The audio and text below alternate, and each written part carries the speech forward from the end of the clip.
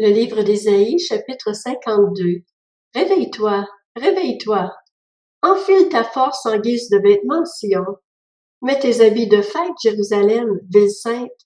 En effet, l'incirconcis et l'homme impur n'entreront plus chez toi. Secoue ta poussière, lève-toi et reprends ta place, Jérusalem. Détache les chaînes qui enserrent ton cou, toi, la déportée fille de Sion. En effet, voici ce que dit l'Éternel. C'est pour rien que vous avez été vendus, et ce n'est pas un prix d'argent que vous serez rachetés. Oui, voici ce que dit le Seigneur l'Éternel. Tout d'abord, c'est en Égypte que mon peuple est descendu pour y séjourner. Puis c'est l'Assyrien qui l'a exploité sans raison. Et maintenant, quel intérêt ai-je à voir mon peuple capturé pour rien, déclare l'Éternel. Ces tyrans poussent des cris, déclare l'Éternel. Et constamment, à longueur de journée, mon nom est blasphémé. Voilà pourquoi mon peuple connaîtra mon nom.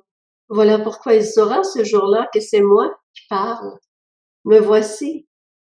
Qu'ils sont beaux sur les montagnes les pieds de celui qui apporte de bonnes nouvelles, qui annonce la paix, de celui qui apporte de très bonnes nouvelles, qui annonce le salut, de celui qui dit à Sion, ton Dieu règne.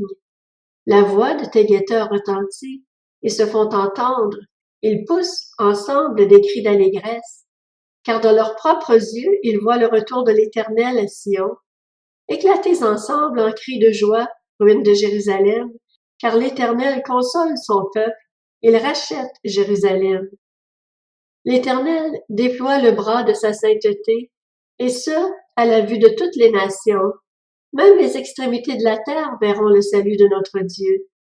Partez, partez, sortez de là, et ne touchez à rien d'impur. Sortez du milieu d'elle. Purifiez-vous, vous qui portez les ustensiles du culte de l'Éternel. Cependant, ne sortez pas avec précipitation, ne partez pas en fugitif, car l'Éternel marche devant vous, et le Dieu d'Israël est votre arrière-garde.